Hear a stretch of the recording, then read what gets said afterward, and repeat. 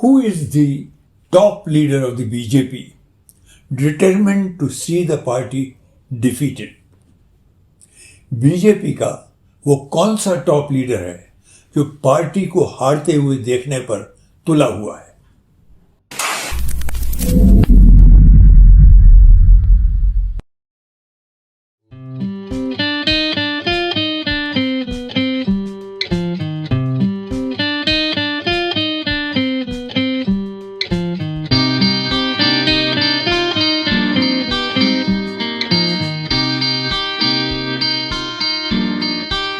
जैसा कि मैंने आज के इंट्रो में कहा, सवाल किया, कौन वो बीजेपी का बहुत बड़ा लीडर है जो पार्टी को हराने पे तुला हुआ है?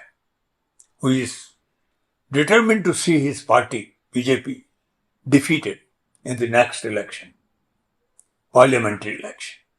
I am meaning none else but the supreme leader of the BJP. BJP party के सबसे बड़े नेता जी, हमारे प्रधानमंत्री नरेंद्र मोदी।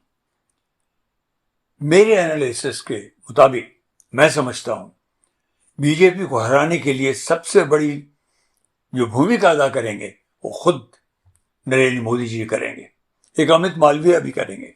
क्यों मैं ऐसा कह रहा हूं? इसकी वजह है, बहुत सिंपल सी वजह है।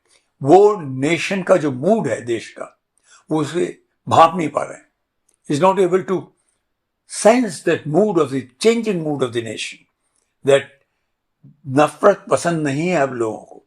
लोग आजिज आ चुके हैं, लोग चिढ़ जाते हैं तोड़ने की, बांटने की राजनीति से। ये धर्म की उल्टी उल जलूल बातें करने से। कर्नाटक में उसका एक वानगी देखने को मिली। प्रधानमंत्री ने हनुमान जी को भी लपेट लिया उसमें, फिर भी हारे। हर जगह जहां नरेंद्र मोदी जी ने प्रचार किया और लोगों को इन्वोक किया कि जब वोट डालने जाएं तो हनुमान जी का नाम लें, लेकिन बजरंगबली ने थप्पड़ मारा और बहुत ही कस के मारा। बहुत करारी हार हुई कर्नाटक में। वही मूड देश में बढ़ने लगा है। राजस्थान में, मध्य प्रदेश में, छत्तीसगढ़ में, हर जगह हमारे प्रधानमंत्री बड़े मजबूर हैं। उनके पास और कुछ है नहीं मोदी जी के पास, सिवाय बांटने की राजनीति की बात करने के। क्योंकि रियल अचीवमेंट्स, अकम्प्लिशमेंट्स की क्या बात करेंगे वो? महंगाई आसमान छू रही है, अनएम्प्लॉयमेंट ह्यूज, बेरोजगारी, तो वो बात कर नहीं सकते। करप्शन की बात करेंगे तो सबसे बड़ी बात तो आ जाएगी अदानी साहब की। वो अकेला पलड़ा बहुत ही भारी पड़ेगा और वो सब होगा। और इसमें कई नाम उभरेंगे। सबसे बड़ा एक और नाम जो उभरेगा वो है चंद्रशेखर आजाद। वो दलितों का लीडर है वो पार्टी। पर उस पे आने से पहले मैं एक और चीज की तरफ ध्यान आकर्षित करना चाहूंगा। राहुल ने कल न्यूयॉर्क में अपना अमेरिका का जो दौरा है 5-6 दिन का, वो पूरा किया। अमेरिका में उन्होंने जबरदस्त पॉपुलैरिटी हासिल की, बहुत प्यार मिला राहुल को। और कल जब वो न्यूयॉर्क पहुंचे तो वहां टाइम्स स्क्वायर में बहुत बड़े बड़े जायंट टेलीविजन स्क्रीन्स लगे हुए थे, जिसमें उनकी झांकी राहुल की दिखाई गई थी। उसमें भारत जोड़ो यात्रा के भी दृश्य थे। और फिर उन्होंने जो वहाँ की जो इंडियन ओवरसीज डियास्पोरा की जो सभा थी, उसको उन्होंने संदेश दिया और कमाल का बोले वो। और कमाल ये हुआ कि सिलिकॉन वैली में जब वो गए थे तो वहां तो कमाल ही हो गया। एक साहब हैं शान शंकरन साहब, एक इंडियन अमेरिकन एंटरप्रेन्योर हैं। वो फिक्स निक्स नाम की कंपनी के फाउंडर हैं। उन्होंने तो कमाल ही कर दिया। उन्होंने एक वो बात कही जो मेरे मन में भी थी, और वो क्या थी? उन्होंने कहा राहुल इज बुद्धा। वो जोड़ने की, त्याग की बात करते हैं, सच्चाई की बात करते हैं। मैंने क्यों कहा कि ये मेरे मन में है? मैं काफी दिन से ये सोचता रहा हूँ बहुत, क्योंकि मैं पॉलिटिकल एनालिस्ट की तरह सोचता हूँ और वीडियोस बनाता हूँ। मैं ये बात सोचता रहा हूँ और अपने साथियों से मैंने शेयर भी की, अब तक बोला नहीं था, पर आज मैं कहना चाहूँगा। मेरा जो ये उद्गार है, ये उद्गार नाप तोल कर सोचा गया उद्गार है, सिर्फ इमोशनल नहीं है। वो ये, देयर इज समवन आवर्स, हमारा अपना, जो एक त्रिनिटी की तरह उभर रहा है, एक थ्री डायमेंशनल पावर की तरह उभर रहा है। वो शख्स है Rahul. What do I mean by trinity? How does it apply for Rahul Gandhi? I see in him number one the modern Gandhi. Modern Gandhi जो सबको जोड़कर साथ लेकर चलना चाहते थे। मोहनदास करमचंद गांधी, हमारे बापू, वो भावना उसके अंदर है। न्यूयॉर्क में तो जो सुनने वाले थे और खचाखच हॉल भरा हुआ था उनसे, लोग खड़े हुए भी थे। उनको यहाँ तक कहा कि महात्मा गांधी खुद एक एनआरआई थे, तो आप सब उन्हीं की तरह हैं हमारे लिए। तो पहली चीज तो यह है, उनमें कहीं गांधी जी का जज्बा है, जो सबको साथ लेकर चलना चाहता था। हिंदुओं को भी, मुसलमानों को भी प्यार देना चाहता था, प्यार लेना चाहता था। ये बहुत बड़ा जज्बा था। और राहुल गांधी ने कल स्पीच में बड़ा क्लियरली दो विचारधाराओं का संकेत दिया। एक विचारधारा जो कांग्रेस की अपनी विचारधारा है, जो जोड़ने की, मोहब्बत की विचारधारा है, जो गांधी जी की विचारधारा है। दूसरी आरएसएस की विचारधारा बताई उन्होंने, नथुराम गॉडसे की विचारधारा बताई, जो तोड़ने की विचारधारा है, हिंसा की विचारधारा है। नथुराम गॉडसे जिसने गांधी जी का वध किया, जिसको बहुत से लोग बीजेपी में भी पूछने लगे हैं, बहुत से एंकर तारीफ करने लगे। कई एमपीज हैं जो खुल करके नथुराम गॉडसे की वाहवाही करते हैं और गांधी जी को तरह तरह की चीजें बताते हैं। उसे हिंसा का प्रतीक बताया राहुल ने। तो दूसरी तरफ राहुल ने एक और कमाल की चीज कही। उसने AIML, जो एक पार्टी है मुसलमानों की इंडिया में, उसके लिए सवाल पूछे जाने पर खुलकर कहा उसने, राहुल गांधी ने, कि वो एक मेन स्ट्रीम पार्टी है, वो अलगाववादी लोग नहीं है। उनके लिए उन्हें अलगाववादी बोलना, उन्हें एक टेररिस्ट ऑर्गेनाइजेशन की तरफ संकेत करना उनके बारे में गलत है। They are a genuine party and Congress party respects them. ये बहुत बड़ी बात है, ये निडरता की बात है, एक ऐसे लीडर की बात है जो सच्चाई कहने से झिझकता नहीं। ये भी गांधी जी का जज्बा था। Truth, that was the power that Gandhi ji है। सेकंड, त्रिनिटी का दूसरा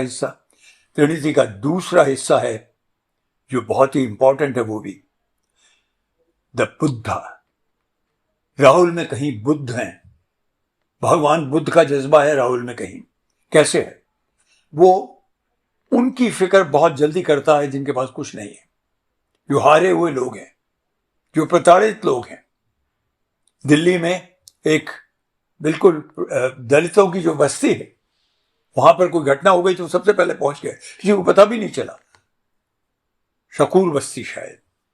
ऐसा वो बार बार करता रहा है। जब कांग्रेस की अपनी पार्टी थी तब भी करता रहा है, और अपनी पार्टी पर ही, अपनी गवर्नमेंट पे ही जोर डालता रहा है। तो राहुल के अंदर कहीं त्याग की भावना है। उसने बड़ी आसानी से त्याग करना उस पर आता है। इसलिए मैं एक प्रोजेक्शन भी है मेरा यहाँ पर, जो जिसके लिए मुझे विश्वास है, मेरा जो एनालिसिस है, मेरे जो मैं नाप तोल के एनालाइज करता हूँ, उसके बेसिस पर मैं बड़े आत्मविश्वास के साथ कह सकता हूँ, सब लोग राहुल का शोर मचाने लगे हैं कि वो प्राइम मिनिस्टर होना चाहिए, next prime minister. But I can guarantee you, Congress को अगर बहुत बहुमत मिल भी गया और बहुत उसकी की तरह सब लोग आने भी लगे, जो पार्टियां आपस में जुड़ रही हैं वो भी कहने लगे अगर, तब भी राहुल प्राइम मिनिस्टरशिप का प्रपोजल एक्सेप्ट नहीं करेगा। ऐसी मेरा एनालिसिस है। इस पर मैं पहले भी वीडियो बना चुका हूँ, कोई 3-4 महीने पहले बना चुका हूँ, जब कश्मीर में भारत जोड़ो यात्रा की समाप्ति हुई थी। वो नहीं करेगा, क्योंकि वो तो बिल्कुल बीजेपी के हैंड्स में खेलना होगा। बीजेपी को कहने को मिल जाएगा ना ये, वो आनंद लेने ही नहीं देगा।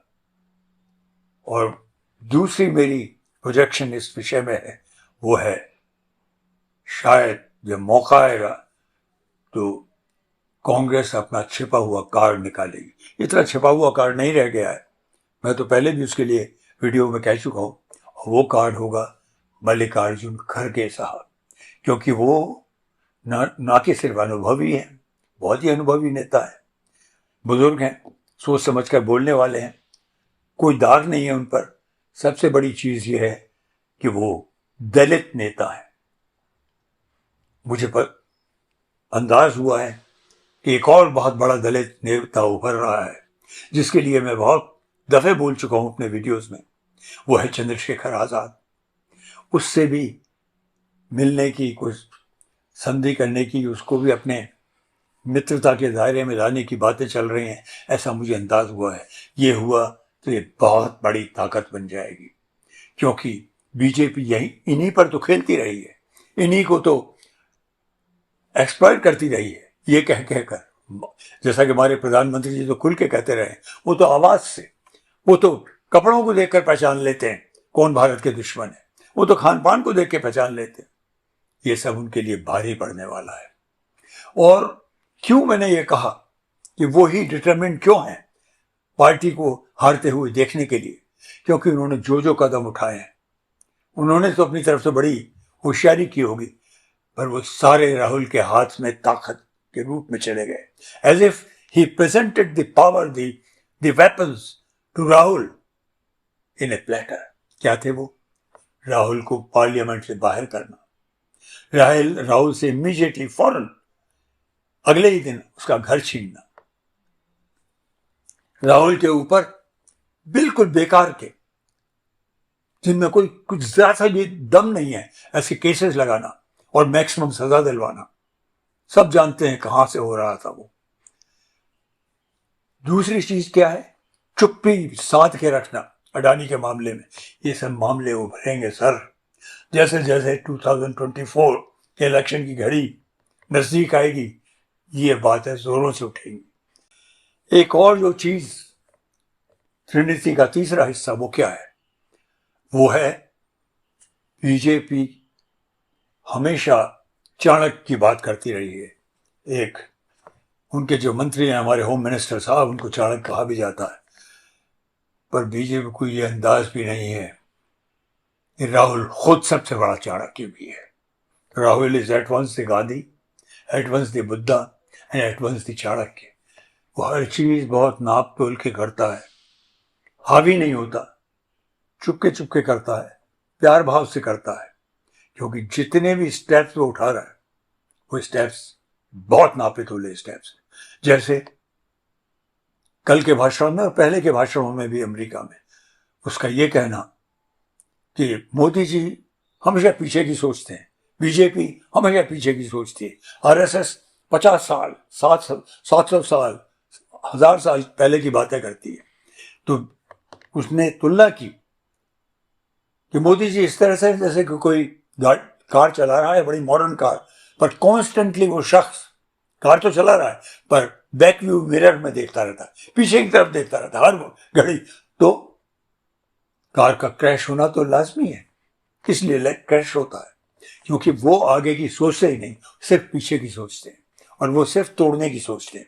तो दूसरा जो बहुत बड़ा सेंटिमेंट उसने दिया, भावना उसने दी, नारा उसने दिया, वो है नफरत के बाजार में मोहब्बत की दुकान।